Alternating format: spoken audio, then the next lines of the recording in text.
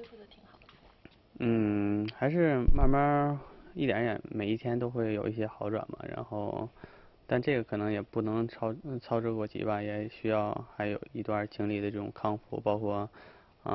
治疗。所以说，我觉得现在整个状态，我觉得自己还整体还可以吧。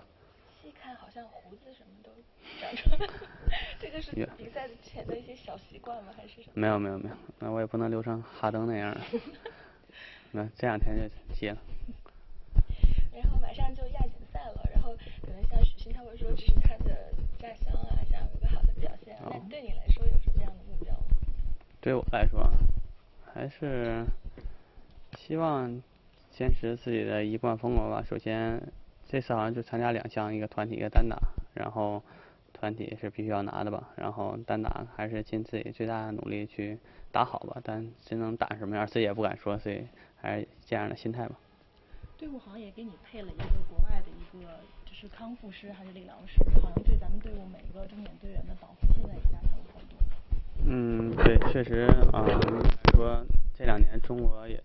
体育代表团包括乒乓队也一直在跟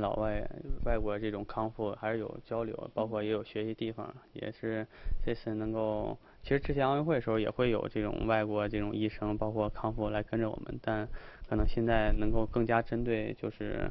我们来说，我觉得对我们还是有帮助，包括对于这些医务组可能跟他们也相互交流，我觉得相互能够更加能够学习，我觉得对我们运动员还是有好处吧。刚才我们采访那个何潇，然后他也介绍，因为他是外事部的嘛，说学外语的情况，然后说你跟刘诗雯是英文比较好。比较好人不敢说，反正自己还是现在慢慢的有这方面的意愿嘛，能够多学习2下是2下吧，能多蹦一个单词是一个吧，反正自己还是在对各个领域还是有的时候会去比较有新鲜感的东西，自己还是比较喜欢去尝试吧。可以来秀一两句吗？自我介绍之类的。那就等那个时机到了就秀出来了。你有英文名字吗？没有。马龙，那个这次秦老师也是竞聘这个男队主教练啊，在你心里，秦老师是一个什么样？而且大家很奇怪，为什么叫别人叫指导，叫他老师呢？好像我们所有人都叫都叫老师，也他长得像老师是吗？不知道为什么，反正大家都叫老师。其实奥运会刚才训练完还说呢，我奥运会以后把一般所有东西都给换了，没想到教练也给换了，什么牌套啊、包啊，什么这些基本能换都换，没想到教练他说他也把一般东西也都换了。我觉得能够，秦老师能够去竞聘主教练，对他来说也是一个认可吧。我觉得这么多年确实也是非常辛苦，能够走到现在，也是我觉得也理所当然能够去有这样的一个能力去到这个位置上，所以作为我来说也是非常开心嘛。但当然，我觉得虽然他可能不单独带我的他是带整个队，但其实我觉得我们沟通之间的沟通并没有过多的这种障碍吧。你从出道的时候就是秦老师带着你，然后从05年到现在也10多年了，觉得就回顾一下这漫长的10多年，觉得哪个阶段是你们俩可能最艰难的时候？我出道的时候教练挺多，他出道当教练可能带的是我。其实这每一步走过来其实都挺不容易吧，可能各个阶段有各个阶段不同的竞争对手。当然，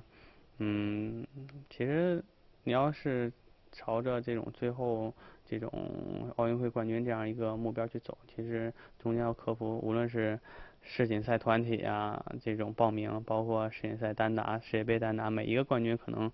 对我来说都是经历了，对我们来说都是经历一些磨难，所以说可能每一步走过来都不容易。那个奥运会的时候，大家其实有一幕大家挺印象深刻，就是团体赛最后一场你打的时候赢了，拿了冠军，我们下来的时候，然后当时刘指导特别激动的，就是亲了你一下。你们后来有交流过这个瞬间吗？并没有太多交流，可能当时也是这种情不自禁的吧。我觉得有的时候情不自禁就喜欢。中国人有的时候可能表达感情可能并没有那么好，但可能运动员之间有的时候就会像战友啊，或者是像战士士兵一样，有时候会有这样的感觉，所以说情不自禁嘛。你觉得刘指导在你这些年就这10年里，就每个阶段扮演了一个什么角色？我觉得刚开始更多的像对我来说就是压力非常大，就是这种教练一样，可能更多的都是比较严厉的对我这种苛刻的这种要求吧。一开始其实自己并不是很适应，因为自己本身对于各方面来说自信心算是比较强的一个运动员，所以说有时候一说我的时候，自己也会抵触，或者是有时候会有一点接受不了，因为觉得自己有时候也会比较努力吧，但也不明白为什么会改变不了这样的状态。但其实慢慢适应以后，包括慢慢长大以后，和秦老师包括刘指导之间的沟通更多以后，可能越来越适应，也能明白刘指导用意，包括后来也是会有慢慢的转变嘛，可能慢慢